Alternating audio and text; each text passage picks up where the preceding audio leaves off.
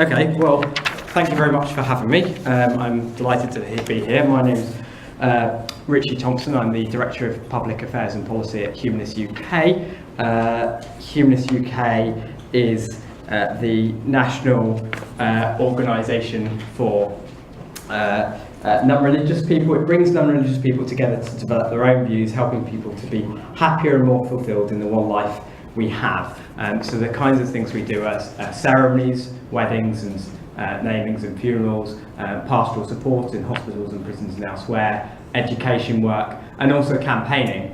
Amongst our campaigning, assisted dying is one of the more important areas that we campaign on. So I personally have been at Humanists UK for 7 years, and I'm now our Director of Public Affairs and Policy, and I'm the staff member within our Public Affairs and Policy team that works on assisted dying. And our policy on assisted dying is almost precisely the same as that of MDMDs and FATEs, we also do work on things related to education, human rights and equality, secularism and other ethical issues such as abortion and organ donation. Work within Scotland is carried out by a sister organisation of ours called Humanist Society Scotland, who we work with very closely, whereas we work on all things that relate to the UK Parliament or the Welsh or Northern Ireland assemblies. So I think that there are quite a few parallels between some of the issues we work on. So for example, when it comes to assisted dying, it's quite similar to our work on, for example, marriage laws or abortion in particular, because like abortion, assisted dying is typically considered a conscience issue by Parliament. So MPs of different parties are given a free vote on it when it comes up in a private member's bill, for example. They both deal with conceptually quite similar issues, looking at the opposite ends of life or potential life in the case of abortion, and they both fall under Article 8 in human rights terms, the right to private and family life, which I'll come back to in a second.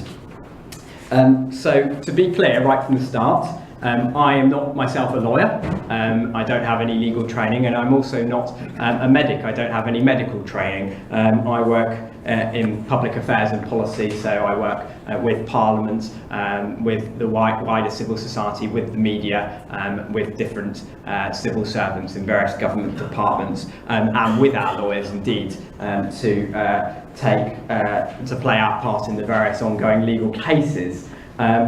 I'm also just going to focus really on England and Wales in what I talk about. Heather is going to talk about Scotland in a minute, more focused on Scotland. And as I said, Humanist Society Scotland do work in Scotland when it comes to the Scottish Parliament. There isn't such an active campaign around this in Northern Ireland. I think partly because of the fact that Northern Ireland is a more socially conservative society that doesn't have various other reforms like, for example, abortion or same-sex marriage. So I think if you look at the pattern around different jurisdictions, typically have happened before assisted dying have. So as a result, there hasn't been so much debate there.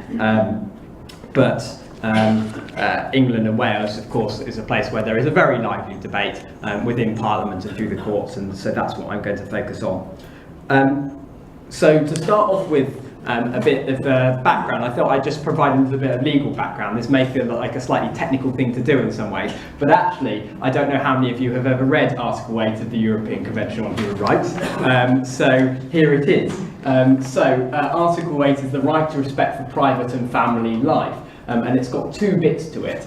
The first bit says, everyone has the right to respect for his private and family life, his home and his correspondence. Apologies for the 1950s gendered language there. That, as is fairly typical for various articles, starts off by setting out the positive right that we all have and enjoy. And then the second article sets out the exceptions to that right, the limits on it, that we don't that means that we don't have it in such a blanket way as we might otherwise. So in this case, the relevant bits are the bits that I haven't greyed out, so that says there shall be no interference by a public authority with the exercise of this right, except such as in accordance with the law and is necessary in a democratic society in the interest of public safety, for the protection of health or morals, or for the protection of the rights and freedoms of others. Article 8 is not the only right that legal cases around assisted dying focus on. There's also some focus on, for example, Article 2, which is the right to life, and Article 3, the prohibition of torture. But Article 8 is the one that is most often relied upon. And the European Convention on Human Rights is given force in UK law through the Human Rights Act. So this is the second of my 2 slides on the law. I promise it's just those 2. What the Human Rights Act says is, first of all, it says in section 6.1 that it is unlawful for a public authority to act in a way which is incompatible with the convention right. So what that means is that public authorities, the state, basically has to follow the European Convention on Human Rights in everything it does. And then section 4 sets out that if someone takes a court case that leads to a determination that primary legislation, an act of parliament, is incompatible with the convention right, then what the court may do is it may issue something called a declaration of incompatibility. So what this means is the court can then say, we think this act of parliament is incompatible with the European Convention on Human Rights.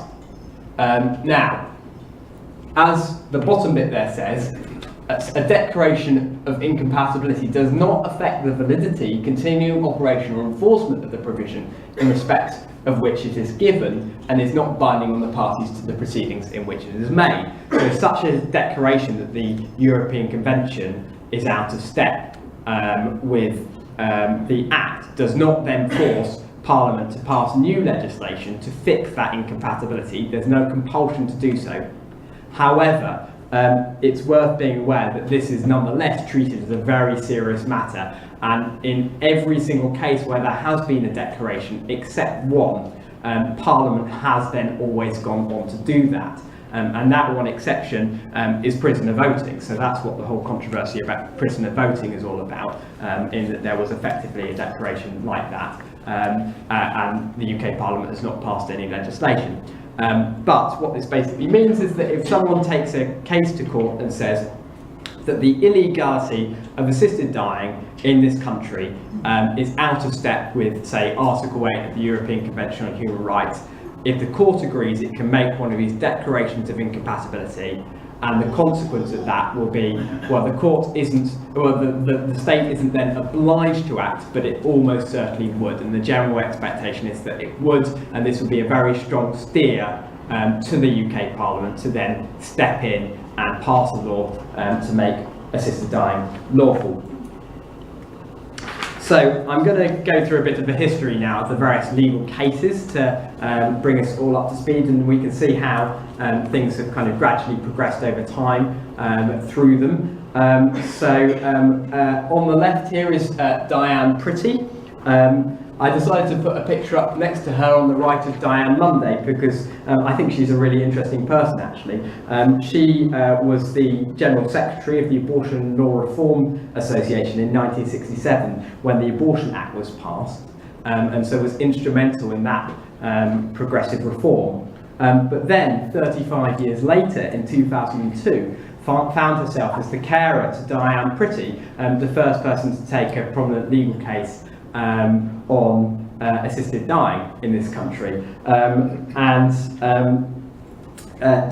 had motor neuron disease, The Human Rights Act was passed in 1998 and came into force in 2000, and what that did was it meant for the first time that people could take human rights cases here in UK courts. In the past, if you wanted to take a human rights case, you had to go up to Europe, but now it meant that you could do that right here in the UK, and Diane Pretty was the first person to do that. She took a case to try and secure legal recognition for assisted dying through the UK courts. In 2002, her case reached the House of Lords, which at the time was the highest court in the UK. Now that's the Supreme Court, which has since replaced the House of Lords. And the House of Lords decided, unfortunately, that she didn't have any claim at all. They said that, if you recall, if I go back a few slides, we've got the Article 8.1 and Article 8.2. They decided that Article 8.1 wasn't even engaged, so she didn't even have a claim that her right to private and family life was being breached by the illegality of assisted dying. Never mind about then coming on to the exceptions to that in Article 8.2. So that's what happened to her initially. But she then challenged the House of Lords decision and took it to the European Court of Human Rights. And found some first progress there. So the European Court of Human Rights ruled in Pretty v United Kingdom, as it's called, that in fact Article 8.1 is engaged. So they decided that assisted dying does fall under Article 8.1. So that's the first bit of progress. But they did still decide that the interference with Diane Pretty's Article 8.1 rights was legitimate under the various exceptions in Article 8.2. So they said that it and I quote, is justified, it may be justified as necessary in a democratic society for the protection of the rights of others. That such interference is within what is called the margin of appreciation afforded to different countries to decide how to interpret their convention rights.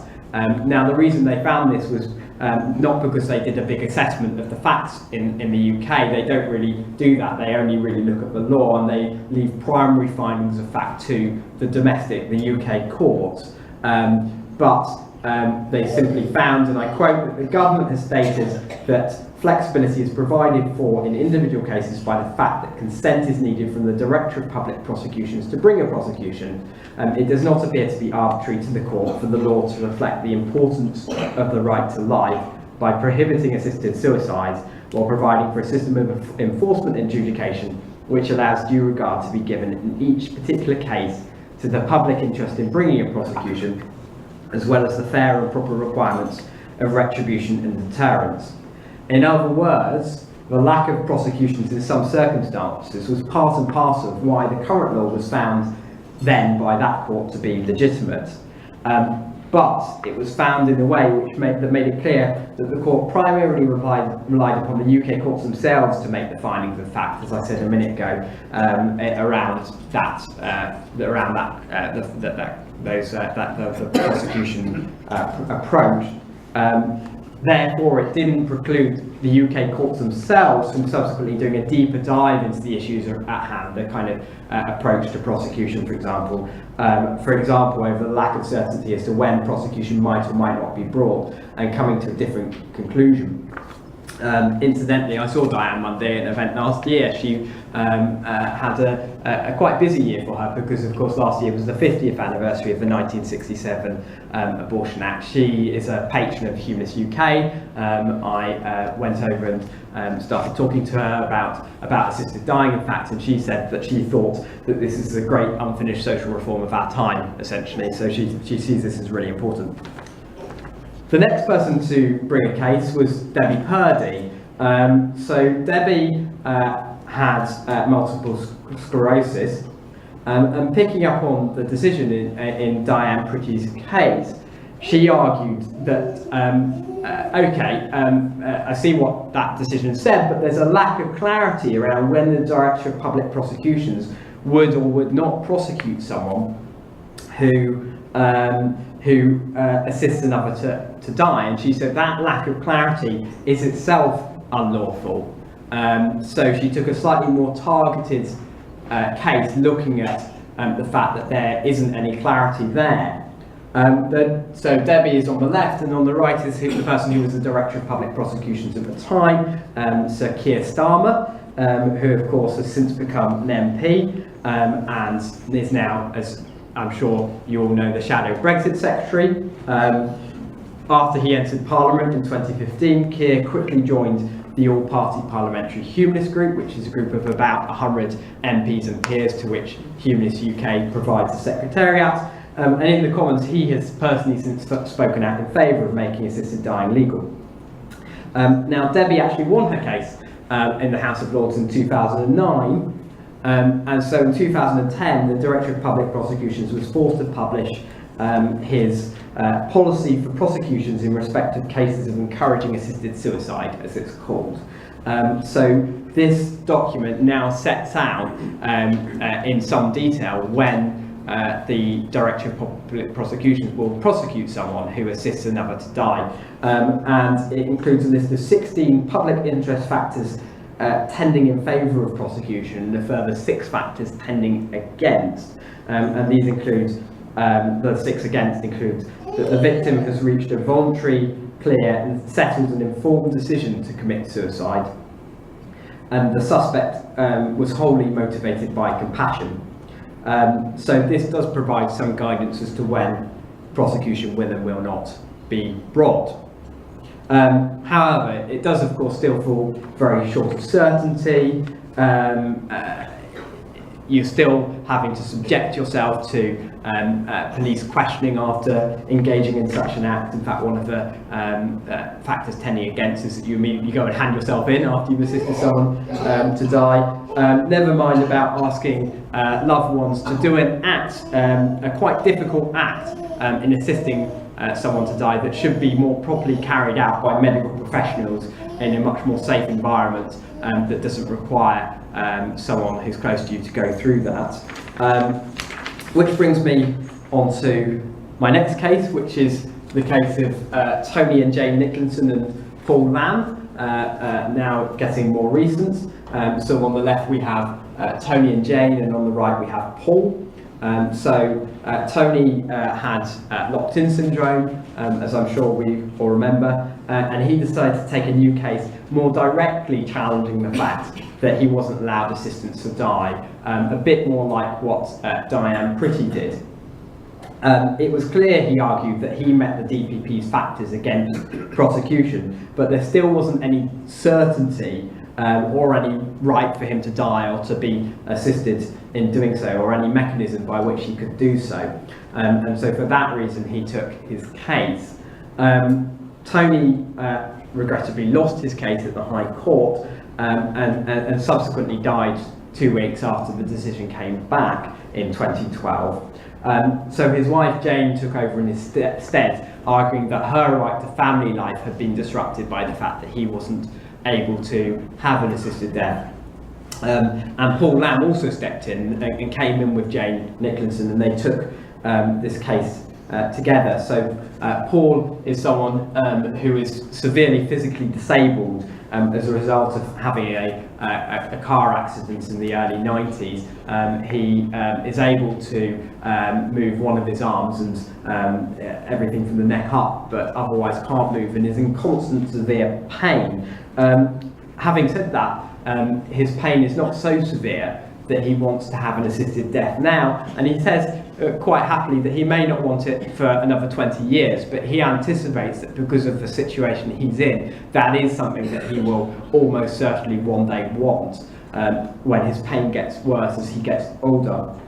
And when I've met him, he describes it as money in the bank is a phrase that he likes to use, and I think this is a common thing that many of you will have heard, that often people want the reassurance of knowing that they can have an assisted death when the time comes, as much as they might actually, or more than they might actually want the right to have that right now. And many people in places like the Netherlands or other jurisdictions who make inquiries about having assisted death and get the right to do so, then don't actually use it because they just want to know that they can. And Paul, I think, in a very long-term sense, fits into that category. So we at Humanists UK intervened in the Nicholson's case and in Paul's case, which means we became an interested party to the case. So we were part of the formal legal proceedings. We weren't the main lawyers working on behalf of the Nick Linsons or Paul Lamb, but we worked to the same goals, and we did so with fantastic lawyers like a barrister called Keelan Gallagher, who is a QC who has gone on to represent us also in our interventions in the Conway and Omid cases, as well as 3 cases that are going on at the moment about abortion in Northern Ireland. So right now we've been working on 5 different cases together at the same time, all to do with Article 8, which has led to some confusion sometimes with her and I, but I think those cases are actually strikingly similar in many ways in terms of the kinds of issues they look at. And what we do when we intervene in those cases at Humanists UK is that we feel the thing that makes us unique is that we really have a unique intersection of interest between medical ethics and the law. So we're able to get humanist philosophers like A.C. Grayling, John Harris, Simon Blackburn and Richard Norman to write witness statements outlining the underlying ethical principles at play in a more fundamental way than lawyers themselves would be able to, in the way that lawyers have to structure these things, thinking through the arguments in real detail, in a way that other organisations or interveners would not be able to offer, and that our lawyers are then able to build on in making their own submissions. This is something that's a known thing from the court's point of view for organisations to do, that has been seen famously in a US-assisted dying case where the particular this style of doing it like this was called the Brandeis Brief, after a particular philosopher who was the first to do it. Actually, no, it was the claimant that the name came from. But anyway, it's a pattern that we've repeated. We also work then with our patron Terry Pratchett, who also put in a written witness statement about his own experience, and we've done similar things in our work in the Conway and Omen cases since, as well as the various cases we're working on about abortion in Northern Ireland that I mentioned a minute ago. So in 2014, unfortunately, Jane and Paul lost their case at the Supreme Court, but they lost in a way that represented progress over Diane Pretty. So 9 judges heard the case, which incidentally at the time was only the second case ever to have been heard by that many judges in the Supreme Court. In the Supreme Court, you can have a case be heard from anywhere from 3 to 13 judges. There's been one case with 13 since the Article 50 case, but there have only been 2 cases with 9 as far as I'm aware, and that was the second one. So that, I think, shows the importance they attach to it as an issue. And when there are 9 judges hearing a case, of course, that means you need 5 to take. For the majority view will be one that's taken by 5 or more of the 9 judges. So, adding up the judges then, 2 of them were willing to declare right then and there in Jane and Paul's favour, and say that they were willing already to accept that assisted dying was not, that the illegality of assisting someone to die in this country is incompatible with Article 8 of the European Convention on Human Rights. And if that position had been taken by 5, then that would have been a majority, and we would have got the Declaration of Incompatibility, as I explained earlier. However, so 2 of them were willing to declare that, and 4 of them were against it, flat out. So that's the first 6. The remaining 3, however, did something a bit novel. So what they said was that this is such a high-profile ethical debate, such a unique ethical debate, that Parliament, in fact, should first of all get a chance to decide what the law should say on assisted dying. And only if Parliament rejects the issue again would they be open to reconsidering it. So they basically said, because of the particular nature of the debate around this issue, we'd be willing to have a think about it, but we think we're going to say no for now to let Parliament have a say.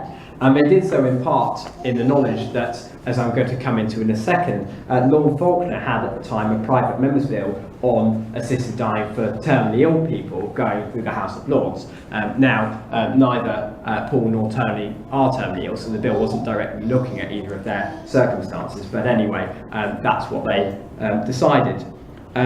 So the case did move us past pretty, in that they were now willing to look at the issue more directly, potentially, or opening the way further to doing so. But it was, in my view, actually a really bad judgment, because it was the first time ever, in fact, that Parliament, that the courts in this way has ever refused to consider an issue and whether or not something is lawful or unlawful by deference to Parliament, by saying that Parliament should have a view first. And I don't think that it was necessary for them to do that, because, as I set out at the start, a declaration of incompatibility is simply saying, in our view, we as judges, the current law is incompatible. It's then up to Parliament to decide what to do about that declaration of incompatibility and to fix it. And that's what would normally happen, and that's what I think should have happened here. Unfortunately, we've seen that decision, Nicklinson. It's quite a well-known bit of case law, Nicklinson, quite aside from assisted dying, but because of this unique deference to Parliament decision, we've seen it crop up elsewhere. So, for example, last year, the Belfast Court of Appeal decided to overturn a decision by the Belfast High Court, where the Belfast High Court had ruled that abortion in Northern Ireland should be made legal in the cases of sexual crime or fetal abnormality, where it's currently illegal in Northern Ireland in those two or three more extreme circumstances. But the Court of Appeal overturned it by saying that first the Northern Ireland Assembly should have another look, which was obviously very disappointing, not least of all because the Assembly had actually recently rejected changing the law in these three areas, which made it even more ridiculous in that particular case. But anyway, there we go. That case is now being heard by the Supreme Court, and we're waiting a decision. So, turning to Parliament then, these three smiling men are Lords Joel Joffe on the left, Lord Charlie Faulkner, and Rob Maris MP. So Joel, I think, is most famous for being one of Nelson Mandela's lawyers, and was also a patron of Humanists UK. But as a peer in the early 2000s, he was really the most active parliamentarian on assisted dying, and in 2003 to 2006 he tried 3 times to bring an assisted dying bill through Parliament, focusing specifically on those with, and I quote, a few months to live, not define what that meant, but that's what it said. This work prompted the House of Lords to form a select committee, a group of peers coming together to look in detail at the evidence and go through things very thoroughly. And in 2005, they published a report which was really the last big report out of Parliament on this matter. And on the committee, there were people like Joel and Lord Dick Deverne, who was the chair of the All-Party Parliamentary Humanist Group at the time, but also prominent opponents of assisted dying like Baroness Finlay. And the committee couldn't agree on a way forward, so it didn't make any recommendations. And as for Joel Joffe's bills, they were not voted down, but they lacked government support, and so they didn't have enough parliamentary time scheduled for them to be fully debated before the sessions in which they were tabled ended. So if you don't get a bill, if a bill runs out of time in a calendar year, in a 12-month period, then it basically just gets discarded when it comes to private member's bill, and that's what happened to his 3 bills. Then from 2010 to 12, Dignity and Dying commissioned the think tank Demos to run what was called the Commission on Assisted Dying, which was chaired by Lord Faulkner. And the Commission did recommend a change in law for those who have 12 months or fewer to live, is what it said. And this served as a springboard for Lord Faulkner to bring his own assisted dying bill, again 3 times from 2013 to 2016, with Dignity and Dying organising this. The time limit on the bill when it was brought each time was those who have 6 months or fewer to live.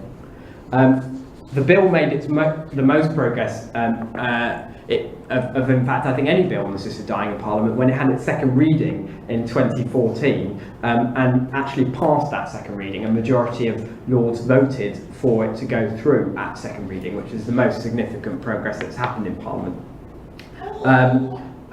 But that was as far as it got, because again, after that, the government didn't schedule any more time for it, that parliamentary session, because the government didn't support it. And unhelpfully, it was just after it passed second reading that the Supreme Court made its decision in the Nicholson case.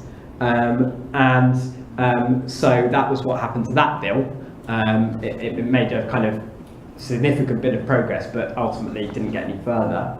And then finally in 2015, Rob Maris, the MP on the right, brought a private members' bill in the House of Commons, which was the first private members' bill to be brought on the subject in the House of Commons since 1997. It was the same bill as the one that Lord Faulkner had been bringing in terms of its contents, and was organised by Dignity in Dying again. And we, as we did with all of these bills, worked in favour of it.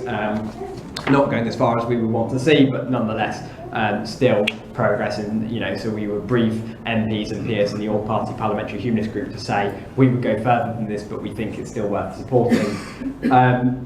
But unfortunately, that bill was defeated. It was voted down at its first reading by 330 against to 118 for, which in fact was a bigger defeat than the assisted dying bill in the Commons in 1997. So unfortunately reflected that there hadn't been much progress there. Now that might partly be because the composition of the Commons in terms of the political makeup had changed, and Labour MPs were more likely to vote in favour of the bill, I think both in 1997 and 2015, than Conservative MPs were, but it did get cross-party support from all the parties, so many of the prominent voices within Parliament for assisted dying now are Conservative MPs, so maybe hopefully that will be something that will start to change.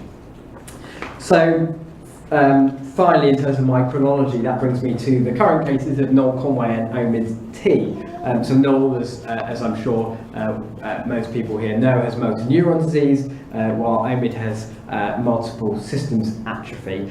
Both of them are members of Humanists UK, as indeed are Jane and Paul. With Parliament having made it clear that it isn't going to consider or isn't going to change the law on assisted dying, this really opened up the way for fresh court cases, hopefully moving things past that decision in the Nicholson case at the Supreme Court, where they said this is for Parliament to have a look first.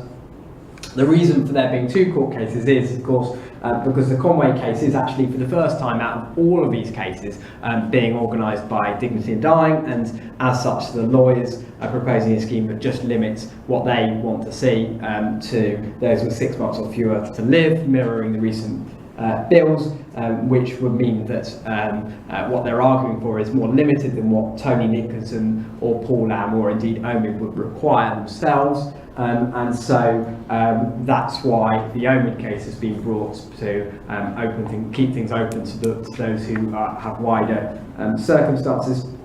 The Conway case is ahead of the Omid case in terms of its progress through the court, but it has had a somewhat complicated route, to put it mildly.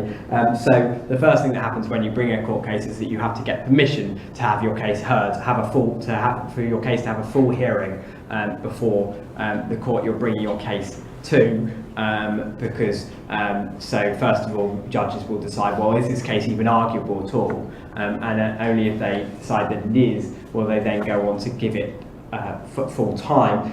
The Conway case unfortunately lost its permission hearing at the High Court initially, and so the decision on permission was appealed to the Court of Appeal, which decided that it should get permission, and so then it went on to have its full hearing at the High Court. It lost that too, and the High Court refused it permission to appeal to the next court up, the Court of Appeal. So then the decision on permission to appeal to the Court of Appeal was appealed to the Court of Appeal, who in turn then did give it permission to be heard at the Court of Appeal. So now it is due to have its full hearing at the Court of Appeal. I wouldn't necessarily read too much into all of that, because I think the general consensus is that particularly when there's a decision in the past from a higher court, or so, as there is in something like this from the Supreme Court. The general consensus, I think, amongst the various lawyers I've talked to about this, and indeed amongst how these cases like this, whether on assisted dying or something else, work, is that it's only when you get up to the higher courts, to the Supreme Court, that you're more likely to get a bold decision along the lines of what we want to see. So the fact that Noel lost at the High Court and has some problems with permission, I wouldn't be too concerned about. And actually the High Court full hearing that he had did represent progress in pushing past Nicholson, with the court saying that now, with the clear rejection of the Rob Maris bill, it is in fact the time for the courts to grapple with this issue properly. So the Nicholson get out doesn't apply when it comes to assisted dying anymore. However, it didn't entirely get us where we wanted to be, because one question that came up was whether or not the court should do a full assessment of the evidence, or if it should instead rely on past assessments that Parliament has done, for example, the 2005 Bill Committee that I mentioned earlier, or the debate that happened during the Faulkner and Maris bills. Are those debates and that select committee report a fuller assessment of the evidence than the courts themselves could hope to do? And in a roundabout way, this conclusion actually might have more of an impact on the Omi case than the Conway case, because Omi's lawyers have decided to take a much more evidence-heavy approach than Conway's, tried to model things off what's called the Carter case in Canada, the case in Canada which led to legal recognition for assisted dying in Canada, that did so after a 3-week full comprehensive hearing. Last month there was a 2-day hearing in the Omi case, and that was just to decide this preliminary issue of whether or not an evidence-heavy approach would be appropriate here. So we're waiting for a decision on that. The Conway case is due to have its full Court of Appeal hearing next month, and we're applying to intervene in that, we at Humanists UK, as we did in the High Court hearing. So, where are we now? I don't know what you made of the balance of my comments there, but to be clear, I don't want to sound pessimistic about all this. I think it's clear that until, at the very least, there's a significant change in the makeup of MPs, assisted dying is unlikely at the moment to pass through Westminster. I think it will require some passage of time before the House of Commons would pass a bill. Unless, of course, there is a declaration of incompatibility from the courts. The Supreme Court did come quite close to ruling that way in the Nicholson case. And as I said earlier, the general assumption of everyone working on these cases is that if it got back to the Supreme Court, that could happen. And if it's going to happen, it's most likely to happen when it gets back to the Supreme Court. So I think, to sum that all up, I think there's much to hope for, really. Of course, one thing we've all seen recently is other jurisdictions giving legal recognition to assisted dying, like Canada, as I mentioned earlier, Victoria and Australia, albeit in a very limited 6-month only way, and now Guernsey looking at it as well, much closer to home. And these things can also help in terms of showing that these things are possible around different areas. And we are, of course, continuing to work both through the All-Party Parliamentary Humanist Group and more generally to build up support amongst MPs and peers for a change in the law, so that one day there is majority support in the Commons for it. But for now, I think that supporting the legal cases is the most important thing we can do, and we'll see where we are in a year or two once these cases have gone back through the Supreme Court. Thank you.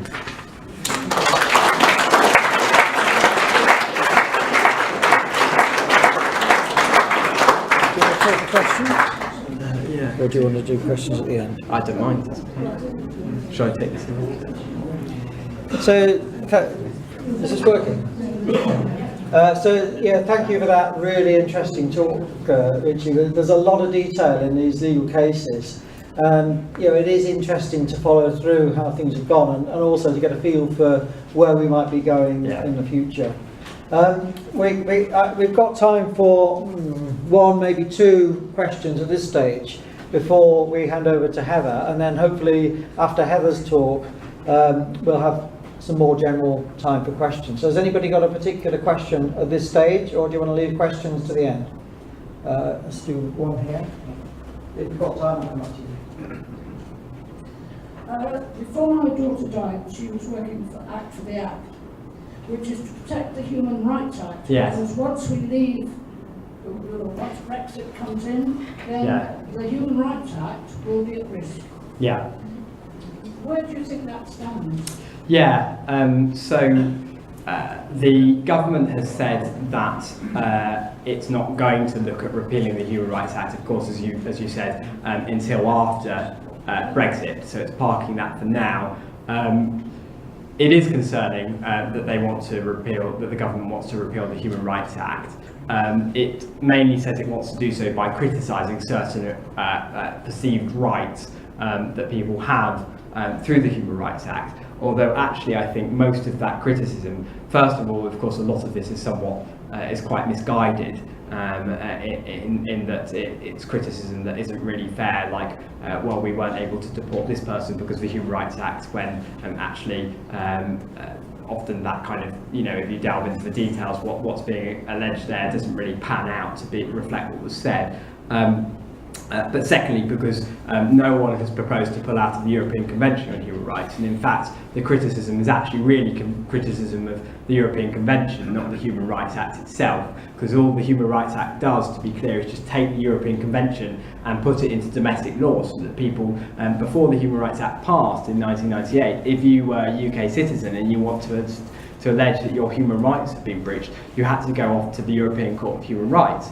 Whereas now you can take such a case through the UK courts first, and only if you fail at that might you then be able to go off to Europe. So all the Human Rights Act does is really take the European Convention on Human Rights and bring it home.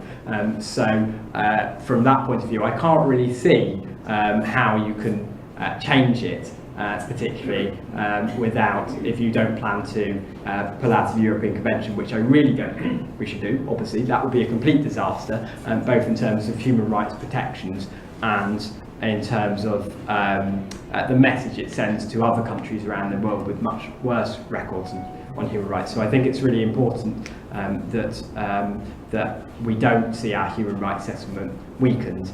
At the moment, though, I think things have gone a little bit quiet around that, because the fact that Brexit is happening first and is sucking up so much oxygen in Parliament and from civil society means that has drawn the focus away, as well as meaning that specific threat has receded a bit. So I think that's where things are with that. Okay.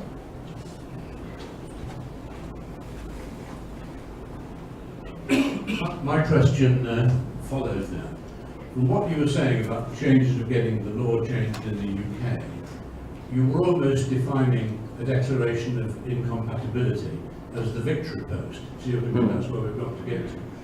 I wonder whether it's that relevant, because actually the political concept of sticking it to the European Court of Human Rights has almost become a badge of political honour. And if they were to say it is incompatible, I don't think it naturally follows that our Parliament would want to say, oh well then, okay, and throw in the sponge. If anything, it might have the alternative effect. Well, I think I tried to set out at the start that of all the times there have been declarations of incompatibility, either from UK courts or from the European court saying that our law breaks the European Convention, there has only ever been one occasion when Parliament has not then gone on to resolve that issue, which is prisoner voting, as I said. So every single other occasion, which is hundreds of times, Parliament has done that. So of course it could be the case that Parliament or the government don't do it and do as you say, and you're certainly right that we shouldn't take anything for granted.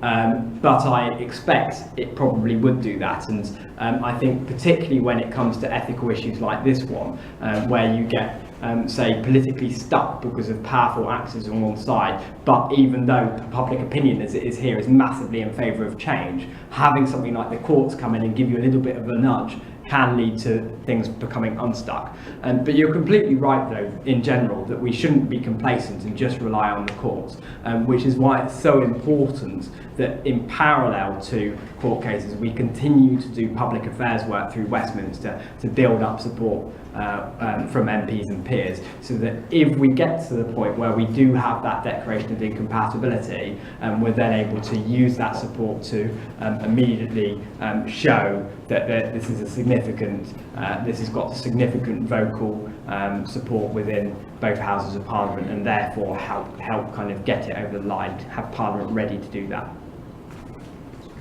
Okay, so thank you very much for that, Richy. Don't go away, because after Heather's talk and one or two questions perhaps in response to that, if there's some time left, we'll have Heather, Richy and if necessary me talking on behalf of MDMD, so you can see how the three organisations are working together and how similar we are in our objectives. So maybe a round of applause for Richy to thank you.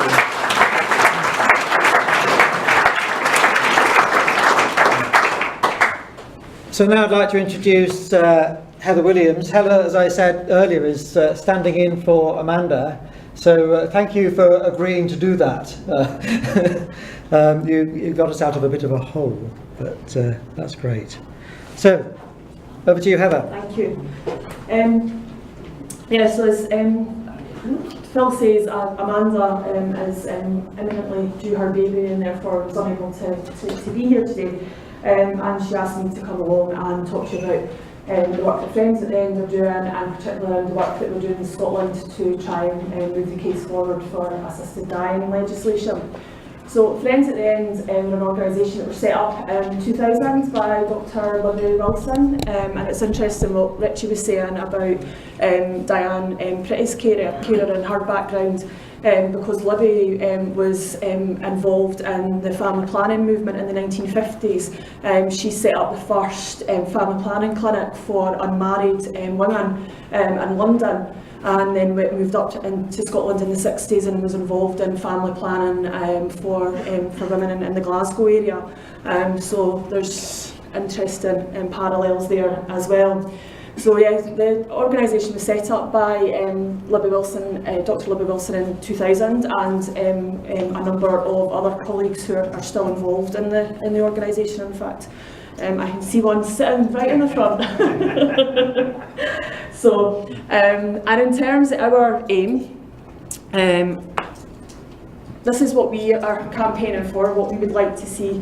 Is that we believe that medically assisted dying should be available to all mentally competent adults with either a terminal illness or an incurable condition causing hopeless and unbearable suffering, with no reasonable alternative to relieve it, provided this is their own persistent request. That's our policy in terms of what we're hoping to achieve. Now that's our long-term aim in terms of what we want to see. In the short to medium term, we are also working to ensure that people have as good a death as they possibly can within the current legal framework.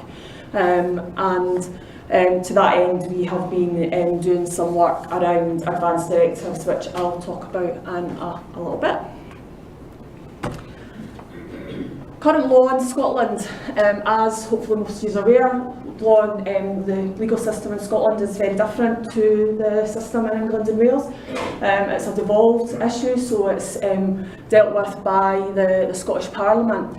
And in terms of the law in Scotland around suicide and suicide-assisted dying, the law is really confusing.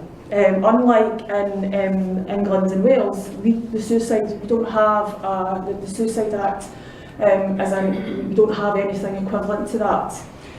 So there is no Scottish legislation that covers suicide.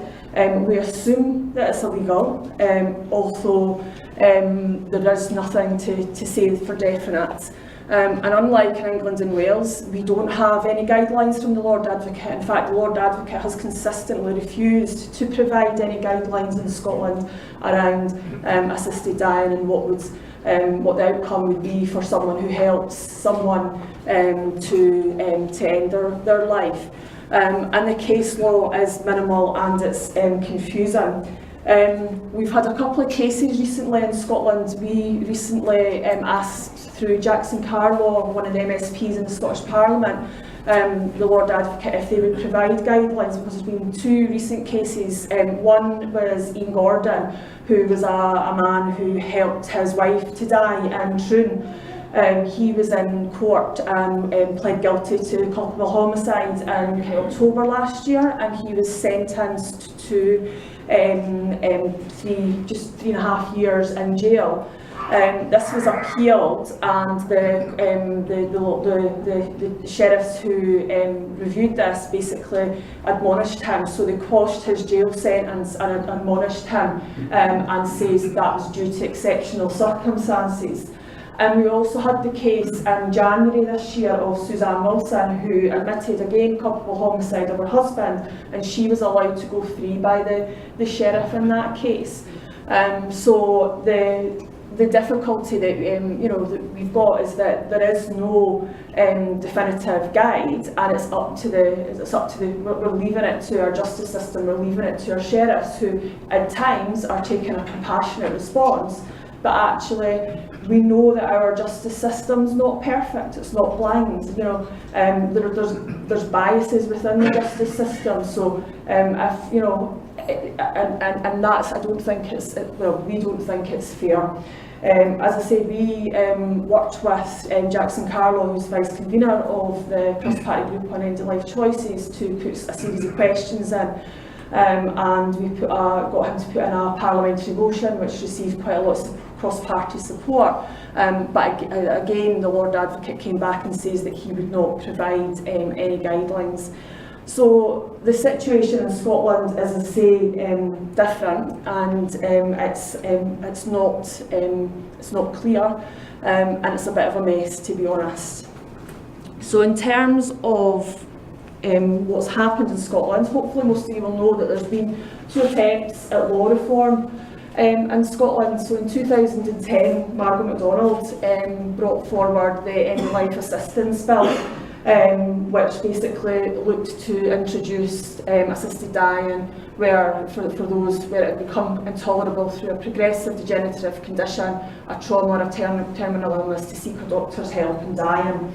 That failed to pass stage 1 by 85 votes to 16, so there were 16 MSPs voted in favour of the bill at stage 1. She then brought back another bill into the Assisted Suicide Scotland Bill in 2013, and that the wording on that was terminal, progressive or life-shortening illnesses to obtain assistance in ending their own life by suicide. And that bill, unfortunately, Margot passed away in 2014, and it was eventually Patrick Harvey who took that through, and again it failed at stage 1. The vote that time was 82 votes against to 36 for, so there was some movement. And in terms of what those bills were asking for, was advocated a three-stage process. So a preliminary declaration, first request for assistance and second request for assistance, and it would only be if all conditions were passed that a drug would be prescribed, and a licensed facilitator would collect that drug and provide comfort and assistance while the individual ingested the drug. That was what was being suggested. So that takes us up to the last parliamentary session. There was an election, a Scottish parliamentary election in 2016, so we now have a new make-up in the Scottish Parliament. And to that end, one of the things that we did in this parliamentary session is we worked with some MSPs to set up the cross-party group on end-of-life choices at the Parliament. And Friends at the End provide the secretariat and sponsor that cross-party group. And it's a bit like the APPG groups in Westminster. So that group is chaired by George Adam, who's MSP for Paisley, and he's particularly interested in that issue because his wife Stacey has MS. Stacey herself's a big, an advocate for assisted dying, and we have co-sponsors of the group, which is Jackson Carlaw and Patrick Harvey. And we have members of the group from all political parties. It's interesting what you were saying about what happened with the voting in Westminster, and that it was the two Conservatives who were against and Labour who seemed to be supportive. It's very, very different. Yeah, very different in Scotland. Labour politicians are very, very anti assisted dying, whereas Conservatives, particularly with the Conservatives that we've got at the moment, we've got quite a big support within that group. So that's a slightly interesting difference in dynamic. And some of that, I think, goes back to where the roots of the Labour Party and where religion comes into that, I think. So in terms of the cross-party group, we have had a number of meetings. One of the things that we initially have been starting to look at is around advanced directives, and we've done some work on that. Part of our role has been about educating MSPs and the public. We are at a point now where we think we know we've got over 50 MSPs who have said that they're supportive of assisted dying in the Scottish Parliament. So there's that's a rise from the last time round, which was the last bill. There was only 36 in support. We know that we've got over 50. There's still a few that we don't know about, not being able to find out what their position is, but that's something that we are working on either through the MSPs or through our members, is to try and get some information about them. And there's a few who are kind of undecided if that they would need to be persuaded, but they're not against, if that makes sense. So that's kind of where we are at the moment with the makeup of the MSPs. And there is cross-party support. There's support across all the parties in the Parliament. So while we don't have many Labour MSPs, we do have a few. So a lot of our work's been spent engaging with MSPs and also trying to engage the public, because what we know, what the opinion polls show all the time is that people are supportive of assisted dying.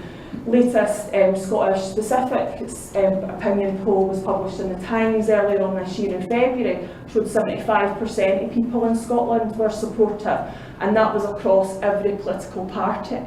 Yet for some reason, politicians are very, very out of step with what their constituents are looking for. And part of that, I think, is that people, while supportive, are passive on this issue.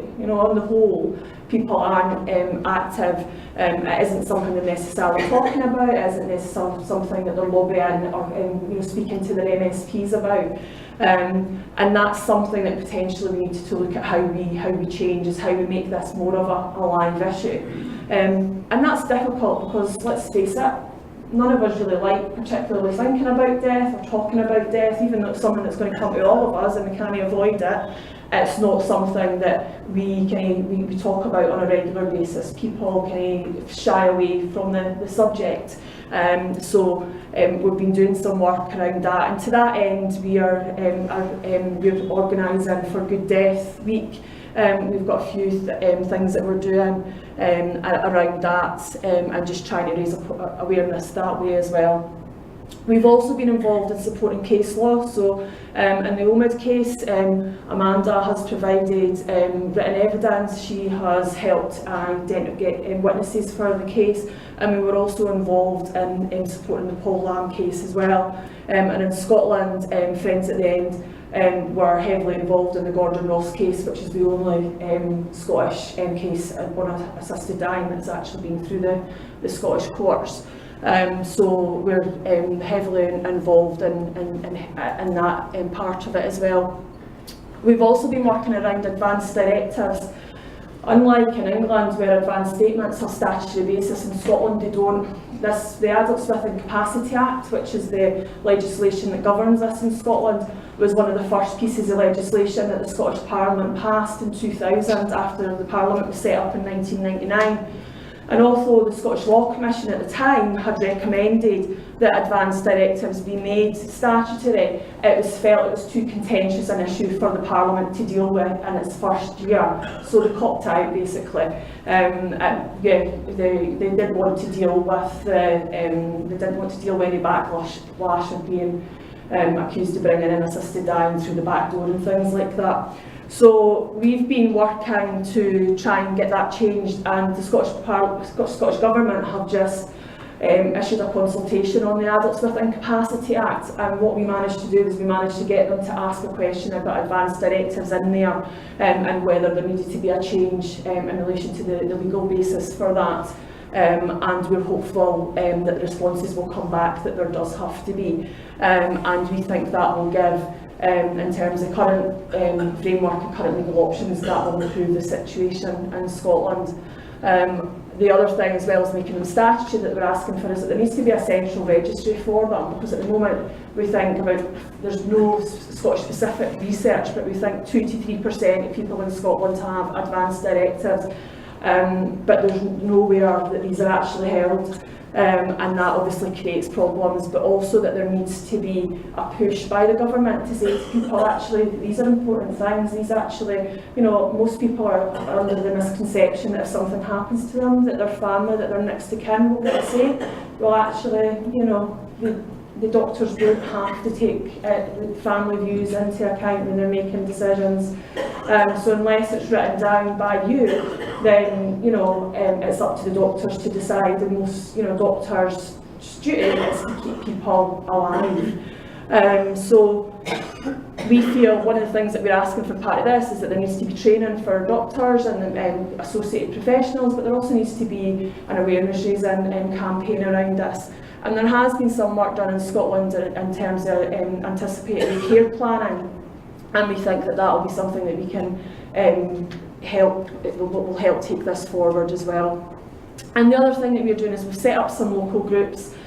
We have groups in Edinburgh, in Fife, in Tayside and in Glasgow. And part of that is about helping to, again, it's about that public engagement, it's about helping to people to have the conversations, to actually, so we can start talking, so we can move the public from being passive on this issue to being active on this issue. So there's pressure put on our politicians to actually take a stand and actually deal with this, because at the moment the situation we believe is untenable, that it's left to the courts, it's left to sheriffs to decide as and when cases come up, and that's not a good situation for anybody. So our local groups meet regularly, they're involved in, so they're the ones that are going to hold in the kind of events during the Good Death Week. They also are planning on attending freshers' fairs and things like that, so trying to do that kind of public engagement, if you like. And to that end, we've provided our members and our groups with some training recently about how do you start a conversation about assisted dying. And that's the one thing that all of us can do. We don't have to. When we spoke to our members and people went to local groups, they were very much, I'm not a campaigner.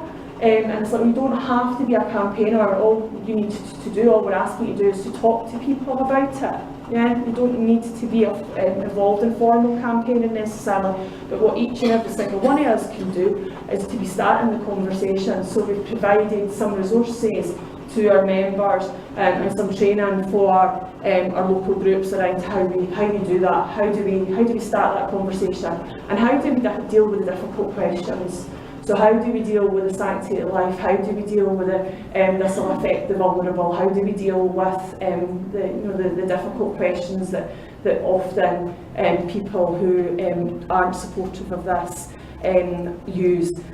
Because in terms of how legislation goes through the Scottish Parliament, and we think that this is likely to have to be a private member's bill, that it's not likely to be something that any government is likely to bring in. And therefore that there has to be a consultation period, and what we need is people to be active at that point, to be writing in, contacting their MSPs and putting into the consultation to say that they are supportive of this, because what we learned from the last two bills is that people who are against are very, they're well resourced, but they're also well organised. They have you know, some captive audiences on a Sunday morning. So,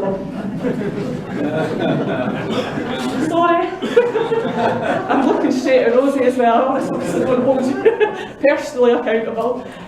So we need to be as well organised. We have to have people who are then able to write in and say that yes, we're supportive of this.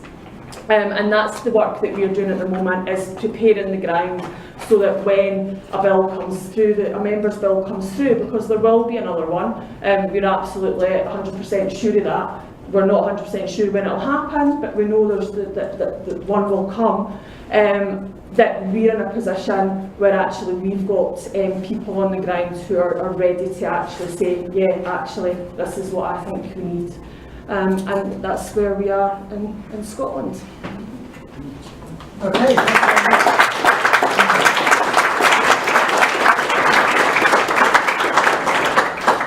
Do you want to take a couple of questions? Yeah. So what we'll do, if there's questions specifically about fate or the situation in Scotland, we'll maybe take a couple of questions on that, and then we can open it up to a more general discussion. I'll bring Richy back in and I'll speak for MDMD, and we can see how the three organisations fit together. So any specific points about fate or what's going on in Scotland?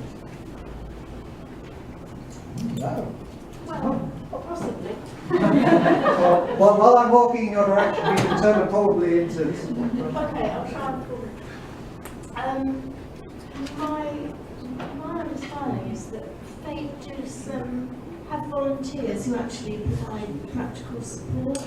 That would be the befriend at the end. So what we've done recently is set up a kind of separate organisation for the befrienders. So they're now befriend at the end, and yeah, they will provide support and you know, they're over the telephone and things like that for individuals. They'll meet with people to talk about their options and their choices. Thank you, that's clarified that, because I thought they were under the same umbrella. Yeah. Well, they were. They So were, they yeah. were parted. Yes, Yeah, but parted company. when no, Well, not they're still parted part of company, them. but it's a different Yeah, arm. we kind of arms, yes, Yeah. yeah. Yeah, thank you. Yeah. Any other fate or Scotland questions, or should we? What were voluntary, sorry, I've got Parkinson's now. I'm so nervous. Okay. The voluntary vets, when I lived in Edinburgh, there was a voluntary euthanasia society. And Is that under umbrella now? yes, I think Gordon, correct me if I'm wrong, but I think that yeah, I'll let you. Yeah, I'm Gordon Wiley, one of Heather's colleagues, a past convener of the Friends at the End. Some of you may already know that. And the Voluntary Euthanasia Society of Scotland, I think, may still exist. And it was an organisation that Libby and I were at one time members of. Yes. But I'm not sure if there's anything other than some kind of unitary and vestigial existence anymore. As I say, it may still exist, but we've always felt that we offer a better deal for people.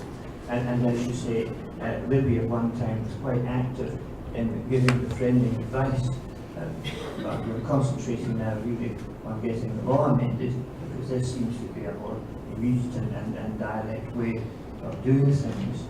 It's not really possible for us to assist people to die, but I'm sure you all know that there are various things that one could look up on the internet, such as Nembutal, or go on holiday to places like Mexico, where you can buy that, I understand, fairly regularly, but how you get it back into the United Kingdom, I really couldn't say.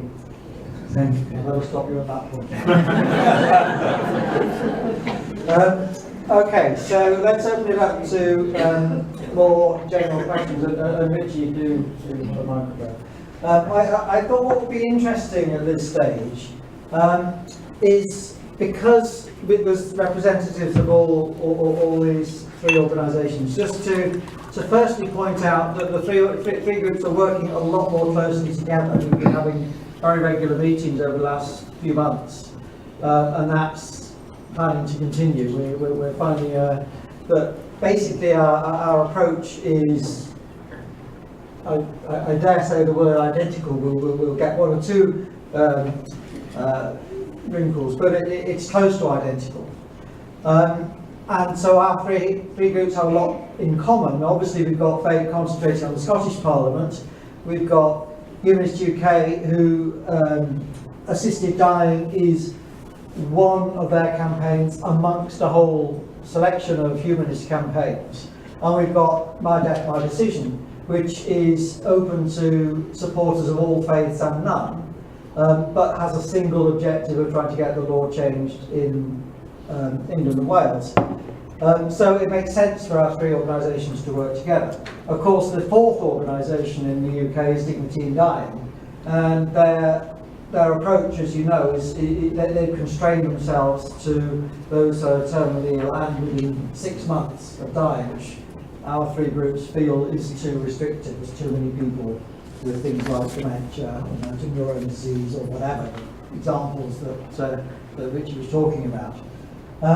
So that's how I see our groups working together, but I'd like questions and discussion from the floor. We can take it from there. If we're going to mention groups, perhaps it should be said there are quite a number of members of Exit International who are in this country too. And that's quite, in some respects, quite an active organisation. Whether you want to take that or shall I? Thanks. I suppose I'll mention there's also, of course, Humanist Society Scotland working in Scotland as well. Yeah, I should have said we've been doing some work with Humanist Society Scotland and Dignity in Dying. Dignity in Dying last year appointed a Scottish director, which is the kind of, because up until that point they hadn't really been particularly active in Scotland. So we are working with them on an Empower at the End campaign, which is looking to get some policy changes into parties' manifestos for the next Parliament in 2021, and that's around the right to diagnosis and provision of relevant information, the right to a dignified death, and the right to appropriate palliative and end-of-life care. So those are the kind of, we're taking a very much going down a kind of try to go down a rights-based approach. And we recently put in a response to the Equalities and Human Rights Committee in the Scottish Parliament, basically saying that the Scottish Government and public authorities were being, weren't meeting their duties, because in terms of the Human Rights Act, that is enshrined in the Scotland Act, which set up the Scottish Parliament. So that's the other wrinkle in terms of Westminster trying to do away with the Human Rights Act, is that it's actually enshrined in the legislation that set up the Scottish Parliament. So, and we very much have used that as a basis of saying that actually this is what needs to be looked at because it's a human rights issue, and we used Article 2, 3, 8 and 14 were the ones that we were saying that very much the Parliament and the government and public authorities aren't meeting those duties at the moment for people in relation to end-of-life care. Okay, but to answer the question, which was what about Exit International? Exit International are, I don't think, a campaign organisation. They are more about helping people actually end their own life, and they give advice, they give workshops on how to do it. From MDMD's point of view, and I'm sure from these two as well, we don't think that's the right way to do it. Actually, we think that we can understand why people might want to do that, given the alternatives, of which are very limited. But they haven't had professional advice, they haven't had professional counselling. I mean, if you go to Switzerland, at least you get to talk to a doctor. There are some checks and balances in there. Exit International, I think, I would like them not to need to exist, because there is a law that changes that puts them out of business. So we don't advocate what they do, we don't give information about what we do. We accept that when there are no better absolutely, some people might want to go down that route, but it's not what we're aiming to do. We're aiming to get the law changed so that those sort of alternatives are just not required. So, but my lawyer friends think that let's move on quickly.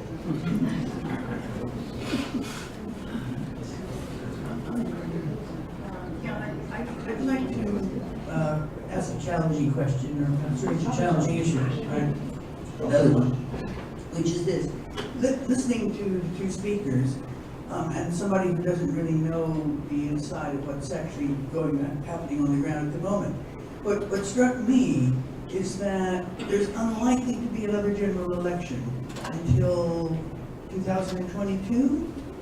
And that says that there are, hello, am I having my picture taken? Yes. That says to me that there's a good run-in to actually having some influence on who gets elected in the next election. And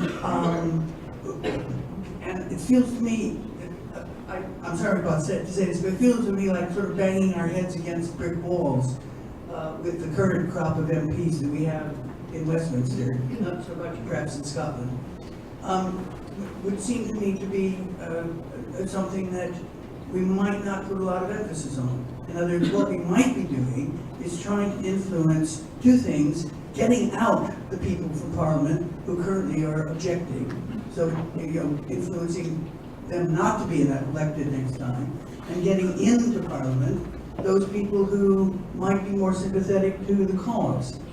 And I wonder whether either of our speakers have any experience of that might be worth sharing. Yeah, we do work on advising people about different parties' positions and candidates' positions in the run-up to general elections. You have to be very careful, of course, when you're doing this, because if you advocate for a specific candidate, as opposed to just provide information about views of different individuals or parties, then you would be being party political, and that's something that I think particularly tricky for us at Humanists UK, because we're a charity, so we can't be party political. But what you can do, and what we do before each election, so the kinds of things we do is we present information about the views of the different parties. We present information about the views of different MPs and how they've behaved in the past on various issues. We also provide information to help people write to their different candidates to seek their views, or to go along to hustings in order to challenge the candidates at the hustings, or how to address these issues on the doorstep. If an MP or a prospective parliamentary candidate knocks on their door, here's a little script of what you can say to challenge them on these issues. And I think those are the kinds of things that it would be great to see MyDeath-MyDecision starting to do more of come the next general election, if it's in 2022 or if it happens to be sooner. I don't think you can. I mean, you can't it would be much more difficult to try and get involved in candidate selection processes around an issue like this. I think that would be a large amount of work. But one thing that MDMD could look to do, for example, as well, is to see party political groups that are active on assisted dying establish themselves within each party to lobby within that party. So, for example, we have a humanist Liberal Democrat group, a Labour humanist group, a Conservative humanist group, a Green humanist group, who are very active within different parties. The Liberal Democrats and the Greens have democratic policy making, which is quite useful, and I think that's led the Liberal Democrats, for example, to corporately have policy that's quite good on assisted dying, that's probably in favour of it, albeit they still allow individual MPs to vote with their conscience.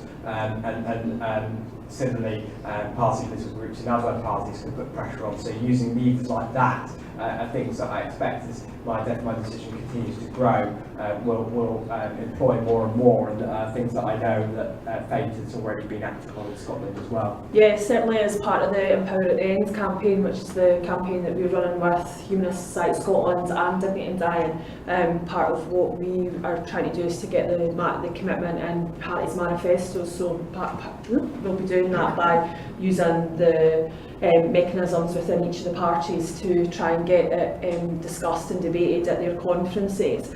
And we're planning on being at the conferences as well, so we definitely have got that kind of angle about looking at who are the next kind of generation, the next lot of politicians.